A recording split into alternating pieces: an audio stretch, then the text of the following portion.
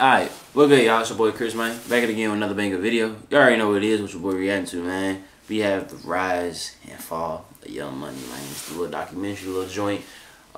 Shit. If y'all don't know nothing about Young Money, you've been living under a rock for a cool little minute. I ain't ready to even lie. If you don't know, man, you clicked on the right video. But shit, I'm ready to watch this video, man. Lil Wayne, that is my favorite rapper of all time. Like, he's the GOAT. He's the GOAT to me. Like, he's the greatest rapper of all time who has ever touched the mic. I'm excited for this. I'm ready.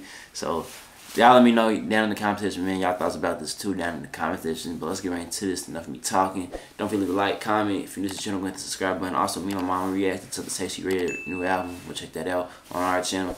And check out all the other videos, all the other channels. Follow me on all my social media. So let's get right into this video.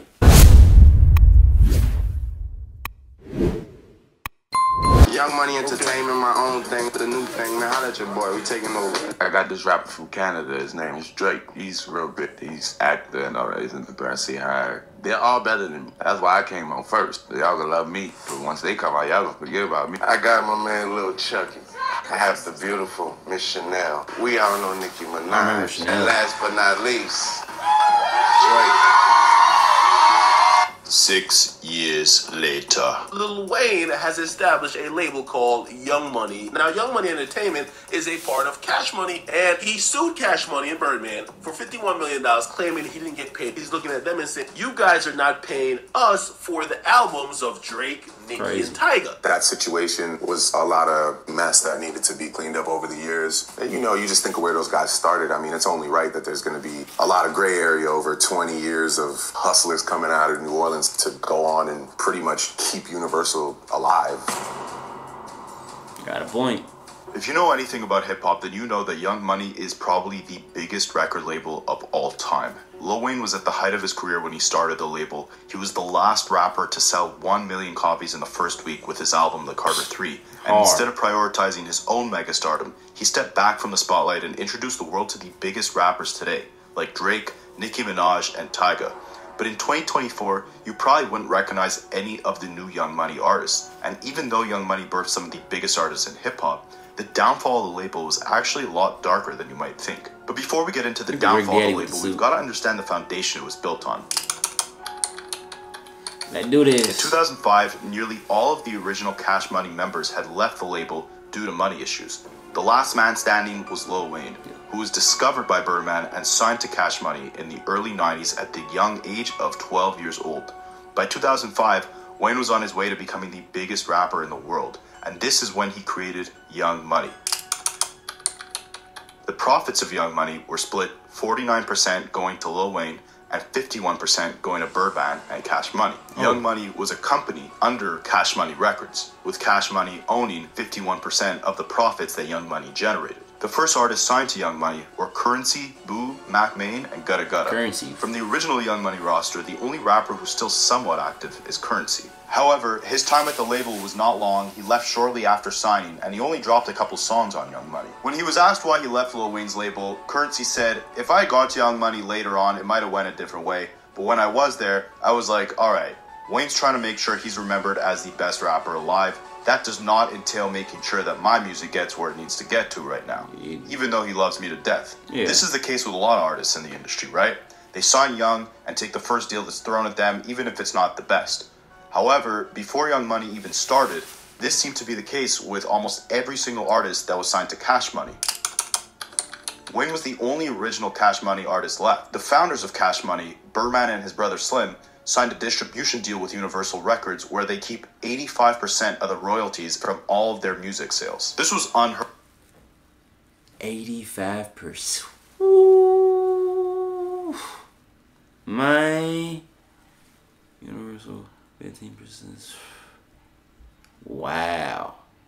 Of at the time. It meant that Cash Money kept basically all of their artists' profits, and Birdman was then responsible for paying each artist what they were owed from their music. This led to many Cash Money artists signing contracts where they barely saw any profits from their music. The whole label, Juvenile, BG, Turk, their main producer Manny Fresh, They all left Cash Money, and they all had similar reasons for leaving. It was essentially due to Birdman's shady business dealings and his inability to pay artists what they're owed. In the late 90s, Juvenile was the biggest artist on the Cash Money label, and he ended up leaving the label at the height of his career. When he left, he said, "My reason to leave Cash Money is the same reason most artists leave a label. Money. I'm working like a slave and I'm getting nothing, so I get an entertainment lawyer and found out Cash Money weren't who they said they were with me." Manny Fresh also said he left the label because of money, and Turk, who was part of the Hot Boys group with Lil Wayne, sued Cash Money for $1.3 million in 2015 for money he was owed from his music. But that was the past, and it didn't really matter because Cash Money still had their biggest superstar, Lil Wayne. Wayne actually tried leaving the label to sign with Jay-Z in 2005. I'm the Def Jam artist now, man. Next time you see me, I'm gonna be with the boy Jay-Z, you understand me? But him and Jay-Z never ended up forming a partnership. I was hollering at Hov. The conversation was about me joining Def Jam or the Rockefeller team or whatever. You know, we didn't agree on certain things or whatever the situation was. It didn't work out, and I'm here where I am. But you know, it's all love. I wonder what they're talking about. Wayne renegotiated his contract with Birdman and Cash Money, and in the same year, they created Young Money. So from 2005 to 2007, most of the original Young Money members had very little success on the label, and they quickly left, as Wayne's priority was to become the best rapper alive. His popularity grew massively in 2007, and he was constantly being pitched to artists who wanted to sign to Young Money. According to Jay Mills, who was one of Young Money's first members, Wayne wasn't actively hunting to sign the next Drake or Nicki Minaj. He was focused on the music, not the business. When asked about Young Money, Jay Mills said, "Wayne never really wanted all of us to be like, quote-unquote, signed to Young Money. He wanted us to be Young Money, a group, and we do some Wu-Tang stuff and all get deals." I know this sounds crazy, but he never really wanted us all to be signed to him. He wanted to give us a platform, and we go rep Young Money and get deals everywhere, but we're still like this conglomerate. Omarion, another original member of Young Money, had similar thoughts. He said, "So I signed my deal with Young Money. I was supposed to get my advance. And basically, within that time, my check didn't come, and that raised a lot of questions for me, like what type of business was being done." He went on to say, "Wayne wasn't like a boss. He was an artist." So now you have Wayne, who's the biggest rapper in the world at the time, and one of the only rappers still signed to the shady Cash Money label. He decides to start his own label under Cash Money. At the time, most of Young Money's artists had no real buzz, so standing next to the biggest rapper in the world was a big look for them. Making great music with the biggest rapper in the game was the main priority. But as a result, the finances and business side of things took a back seat, and they weren't the biggest focus at the label. Now, the first artist off Young Money who had hits on the charts wasn't actually Drake or Nicki Minaj. It was Tyga. Tyga met Wayne at the 2008 VMA award show and signed to Young Money shortly after. Before signing, he... Hey, let me know down in the comment section too. What's your favorite Tyga song? But I will say Tyga said a lot. Hopefully he gets into all the things Wayne that at the Tyga 2008 said, VMA award show and signed to Young Money shortly after. Before signing, he already had an album on the charts and a hit song called Coconut Juice. Even though he started off as the most successful artist on the label, he quickly got overshadowed by the success of Nicki and Drake, but we'll touch on that a bit later. After signing to Young Money, it took Tyga 3 years to drop his first album on the label. In 2012, it finally came out, and it actually performed pretty well, selling 68,000 copies in its first week, and spawning the hits Rack City and Faded with Lil Wayne. A year later in 2013, he dropped his second album with Young Money. That album didn't perform as well, and it was pretty quiet for Tyga until the end of 2014 when he left a comment on Instagram saying, "The Gold album is done. My label's holding me hostage so I can't release nothing. Might just leak it for my fans instead of letting the label make money off it." When a fan asked if he was still on Young Money, he replied, "Not for long." The president of Young Money, Mac Main, responded to him by saying, "Don't forget about putting limes in the coconuts. What you rep didn't make you or build you." He's basically implying that before signing to Young Money, Tyga was making corny hits, and it was thanks to working with Wayne that he was able to cement himself as a legitimate artist. Now, at the time, it seemed kind of odd that Tyga wanted to leave Young Money. He had a decent success, he was one of the only artists along with Drake and Nicki who actually got to release an album while they were on the label, and he actually had hits. But his music got worse and his popularity started to dry up. He also started dating Kylie Jenner at the time, and he became more known for being with her than for his music. It was for all these reasons that Young Money wasn't releasing his album, but it was eventually revealed that he also was not getting paid what he was owed. Tyga revealed that he was owed $12 million from Young Money, and he actually paid them $1 million of his own money to end his contract with the label. After leaving the label, he broke up with Kylie Jenner, and he fell off pretty hard. He put out the Gold album, which was the album that Young Money refused to release, and it only ended up selling 3,000 copies. But fast forward to 2018, and he ended up making the greatest comeback of all time with his hit single, Taste. And to this day, him and Wayne still make music together, and Tyga actually dedicated an entire music video to Wayne. Now, Tyga's departure from Young Money was bittersweet, but his career didn't go as bad as some of the other artists on the label.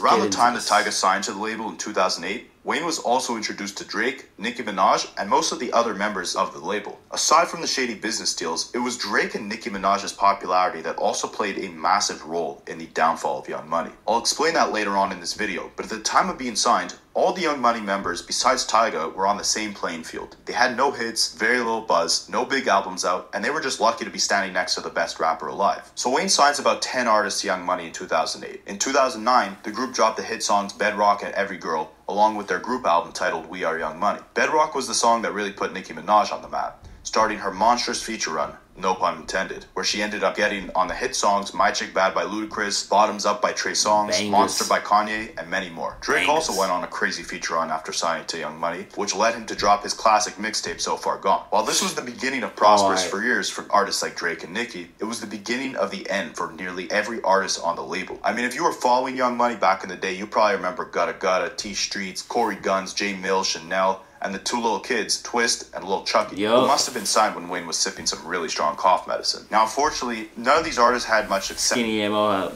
Gutta Gutta, J Mills, T Streets, and Chanel had features on a lot of Wayne projects, but they never ended up dropping their own albums. This was probably because when you're standing next to a rapper as talented as Wayne, it's hard to stand out and make a name for yourself. But there were some really dope artists on Young Money who had a lot of potential, but they also never had an album release. For example, Corey Guns was on the original version of A Milli by Lil Wayne, and he had a feature on Wayne's massive song, 6 Foot 7 Foot, which sold over 7 million records. He stood his ground, and you could argue that he rapped as well as Wayne did on those songs. But even with his talent, Corey was never able to put out his own album. In 2020, when Corey Guns' dad was asked about his son signing to Young Money, he said, "It's bittersweet because I know how the industry could spit you up. One minute you'll be hot, then not be hot, and I never want my kids to go through that. I'd rather them have a steady income." Like, for instance, where is Corey now? He's got 1 million songs, he's working, he's still on Young Money, believe it or not. But Corey's such a phenomenal rapper. In my era, Corey would have been a superstar already. But the era we live in, you almost gotta dumb it down somewhat, and he was just never willing to dumb it down to the point where people could all the way get it. Now that could be true for a lot of rappers on Young Money. As we saw with Tyga, if you didn't have a hot song or any sort of popularity at the time, then the label wouldn't want to put your album out. It's unfortunate because with the right branding, artists like Corey Guns, J Mills, and even Chanel could have had prosperous careers. But the label was so busy with Wayne, and later Drake and Nicki, that they didn't invest in the proper marketing for their less popular artists. Maybe it didn't seem like it was worth it, since none of them were able to create their own popularity. Now, as for Lil Chucky and Lil Twist, the marketing approach that Young Money took for them was actually pretty interesting. When Wayne was creating Young Money in 2008, Lil Chucky was just 13 years old, and Lil Twist was 15. Wayne explained that he signed these two rappers at such a young age because his daughter was a fan of them.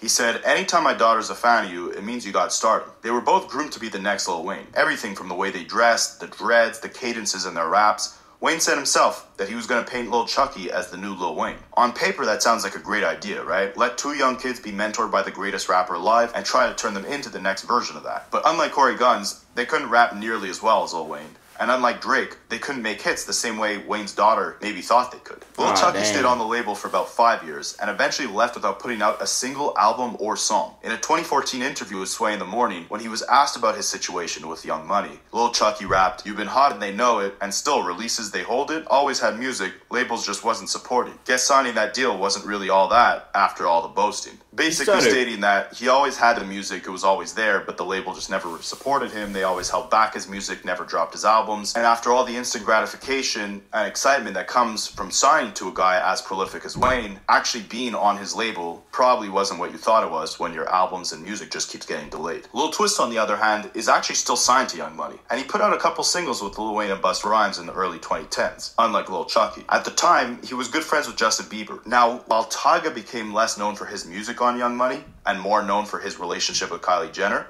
Lil Twist suffered from the same effect, where he was also less known for his music, and more known for his relationship with Justin Bieber. This was at a time when Bieber was getting himself into a lot of legal trouble, and Twist claims that Bieber's team made him take drug charges for Justin, because those charges would have negatively impacted Bieber's reputation as a young artist. But for Twist, a couple drug charges wouldn't hurt his brand as badly, since he already rapped about that type of stuff and he was associated with Lil Wayne. When he was asked about it, Twist said that Bieber had politically correct people around him who can control his life, and I wasn't that guy. I just let him know, you're not a puppet, and he looked up to me and Wayne so much, and that's what they hated. I had control of their cash cow. With TMZ constantly reporting that Twist was getting Bieber into trouble, the two eventually stopped hanging out as much, and Twist was just painted as the bad guy. Dang. No one really cared about his music beyond his association and controversy with Lil Wayne and Justin Bieber. As for Drake, it was the absolute complete opposite. Aside from creating music that changed the course of hip-hop, blending R&B and rap in a way that's never been done before, Drake had an extremely... Alright, we're good, y'all. Wait, hold up. Did I delete the footage? Alright, hold up. Lil Wayne. Oh, I didn't delete the footage. Hey, we're good, y'all. So, hey, first of all, the camera ended up dying type stuff, right? I ain't raving. Like, if you didn't make it to this part of the video, we're good. What happened? Camera died. I'm gonna give you a whole intro. Let's get back into where we was. I thought I deleted the footage on this camera on accident, but I saved it on my laptop. Thank God. God is good all the time, y'all. I promise y'all. But let's get right into this video. Let's do this. It was the absolute complete opposite. Aside from creating music that changed the course of hip-hop, blending R&B and rap in a way that's never been done before, Drake had an extremely clean reputation, and people cared more about his music than his affiliation with Wayne or other big artists. According to Lil Twist, Drake met Lil Wayne at the A Milli video shoot, and he brought him a portfolio full of headshots from Degrassi, which was the TV show that Drake was on before he became a rapper. Twist said that from the beginning, Drake was professional and well put together. Wayne flipped through the portfolio that Drake brought him and immediately told his management team to sign Drake. Now, while it's definitely true that Drake has always been professional, the story of how Wayne signed him is different depending on who you ask. Jazz Prince Jr., the guy who initially found Drake on MySpace, claims that when he first showed Wayne Drake's music, Weezy said, "Jazz, don't ever play this for me again. It sucks." Jazz claims that later on he was in the car with Wayne and played him Drake's A Milli remix. Then he played him Drake's song Brand New. When Wayne heard that Drake can rap and sing, that was the moment he wanted to sign. Yeah, Wayne found Nicki in a similar way, as he heard her rapping on the Come Up DVD and immediately knew he wanted to sign her. Both Drake and Nicki blew up almost instantly. They dropped mixtapes in 2009, then they both went on insane feature runs where they were out rapping hip-hop vets like Kanye, Wayne, Bun B, Rick Ross, and more. Crazy. I haven't seen his music videos recently. Wayne was sent to prison for 8 months, and it was up to Drake and Nicki to make sure Young Money stayed relevant, while all the other Young Money artists failed to create a buzz for themselves. Hold on. Y'all remember what he said? Well, Wayne said he was like, "I be gone to." Did he say November? Right? Did he say it? Or I forgot what he said. I forgot what he said, but he said, "I be gone." He said he know Drizzy gonna hold it. And look, whenever he said that, everybody knew Drake was next up. Like, that was when we knew, oh, nah, he next. Cause you hear me? Because Weezy said it, man. I ain't gonna lie. I never forget that day, boy. I'll never forget. Everybody heard it too. It was like, Drake the one. Drake the one. Make sure Young Money stayed relevant, while all the other Young Money artists failed to create a buzz for themselves. Drake and Nicki put out their first albums, with each of them selling over 300,000 copies first week and going platinum in that same year. By the time Wayne came out of jail, Drake and Nicki were on top of the world. Tyga was about to put out his first album, and Wayne was bigger than ever. But while Young Money's top artists were only getting hotter, this is when the downfall of the label truly began. According to Jay Mills, there was a lot of jealousy between him and the Young Money members. In 2009, they were all small artists, and Wayne would bring all of them out to perform at his shows. But now you have Drake and Nicki, who are superstars, so they were going out on their own tours, but they weren't bringing the rest of Young Money with them. Jay Mills said that when Drake did his 2012 tour, he was extremely disappointed because Drake brought out A$AP Rocky, Kendrick, 2 Chainz, basically all the biggest artists at the time. But he didn't think of bringing out Jay Mills or any other Young Money artists. He said, even if we're not hot like that, make us hot. Someone made you hot. To be fair, I was in my feelings, but we were a crew. And in a way, Jay Mills kind of had a point, right? Wayne made Drake and Nicki hot, so they could return the favor by putting their spotlight on some of the Young Money artists that they came up with. I ain't ready to lie. That's what I do. You know, push that, you know what I mean? Hey, y'all turn up too. I'm already lit, man. Y'all turn up too, because we all came in here together. You know what I mean? If you go back to any Drake or Nicki album, you won't see a single Young Money feature besides Tyga on a remix to The Motto by Drake. It was obvious that Drake and Nicki were on another level, and the label's focus was on making them bigger, and completely ignoring the careers of the rest of the Young Money artists. By 2014, the animosity amongst Young Money members became even worse. Drake, Nicki, and Tyga were the only artists to release any albums on Young Money, and while Tyga was fighting to leave the label, he did an interview with Vibe magazine where he said, "I don't really get along with Drake. I don't really get along with Nicki. I don't like Drake as a person. He's just fake to me. I think his music is good, but we're all different as people. We were forced together. I try to be cool with everybody, but sometimes everybody just has their own different personalities." When Wayne was the only superstar, all the Young Money artists were standing next to him, trying to make a name for themselves. But as Drake and Nicki became bigger than Wayne, it seemed like every Young Money artist got overshadowed by them, and the label didn't see the value in investing into their careers. It's almost like a TV show. You have the main characters, and as the show develops, you'll get some background characters who are lucky to have a couple lines. If those background characters have personalities that stand out, you'll see more of them as the show progresses. So now you have 3 main actors, and 7 people in the background who aren't seeing any marketing efforts from their label. They're being overshadowed by superstars and getting no help from anyone around them. Just a lot going on, bro. Not only were they not getting marketed properly, but they also weren't getting paid properly. By the end of 2014, almost 10 years after Wayne started the Young Money label, he sued Birdman for $51 million, claiming that he was never properly paid for profits from Drake, Nicki, Tyga, and even his own music. Remember how the label wasn't letting Tyga release his Gold album? Well, now they weren't letting Wayne, who was once the biggest artist on the label, release his highly anticipated album, The Carter 5. Now, if the boss of the label isn't getting paid and they won't release his own album, what makes you think they're going to spend money to put out a J Mills project or pay Gutta Gutta anything? The future of Young Money lied in the hands of Birdman as Wayne fought to end his partnership with Cash Money and began dissing him at his shows. At the time, Birdman was busy turning Young Thug into a superstar, and there were even rumors that Thug and Birdman had someone shoot up Wayne's tour bus after Wayne dissed them. The same way J Mills and Tyga had some form of animosity towards Drake's superstardom, it seemed that at this point in Wayne's career, he may have had a similar form of resentment towards Young Thug's rise in popularity and the mentorship he was getting from Birdman. According to Young Thug, when Birdman introduced the 2 artists, Wayne refused to shake Thug's hand. Thug was like the predecessor that Wayne wanted Lil Chucky and Lil Twist to be. But this is a common theme in the music industry, right? Artists sign bad contracts when they're young and they're desperate, and once their music isn't as hot as it used to be, they don't get promoted or paid by their labels. J Mills put it perfectly when he said, "I know what it was like to be great, and somebody comes around and they are just undeniable." Nicki was undeniable. Drake was undeniable. Let's say there was 10 of us. To hit with 3, the way that you hit, now some people might say, Mills, you're being a little too cordial with that because you weren't one of those 3. That's how it works sometimes. Keep it moving, figure it out. That wasn't my first stop on the train, and it's not going to be my last. I knew this wouldn't last forever, and I feel like a lot of people thought it was going to last forever. So to sum it up, Young Money's run was revolutionary, and it changed the sound of hip-hop forever. In the end, Lil Wayne will go down as one of the best rappers of all time, with one of the best, like I said in the beginning of the video. But he didn't start Young Money to purely profit off these artists. Instead, it was to help them become as great of an artist as he was. But there's only so much that someone else can do for you. To artists like Nicki Minaj, Drake, and Tyga, they knew that being in Wayne's shadow wouldn't last forever. They needed to make a name for themselves. There's always going to be someone better than you. There's always going to be a bad contract on the table, but it's up to you to work your way out of that and stand out from everyone else. Wayne built a conglomerate that no one else in hip-hop will ever be able to replicate. And out of 10 artists, to hit on 3 the way that he hit, that's some pretty incredible shit. Let me know down in the comments what's... And on top of that too, you know, the run that he had to do himself, and then came back from jail, everything like that, so... And then he was facing, you know, lean and everything else of that nature, bro. But, you know, at the end of the day, still got to put yourself first, still got to do what you got to do. And... you know, you gotta grind for yourself. I will say Nicki, Drake, that's what they did. I do wish they would've, you know, when they went on tour or whatever, you know, have them, you know, have everybody else, you know, perform or whatever, do their little thing, dizzle. That'd be nice. But, you know, the ball just didn't roll like that, man. Still can't get hit. Still have to grind, do what they gotta do. But like they say, them two, they was undeniable though. But hey, this was a great video. Y'all let me, you know, y'all thoughts down in the comment section. But hey, I thank y'all. Love y'all. More videos will be on the way.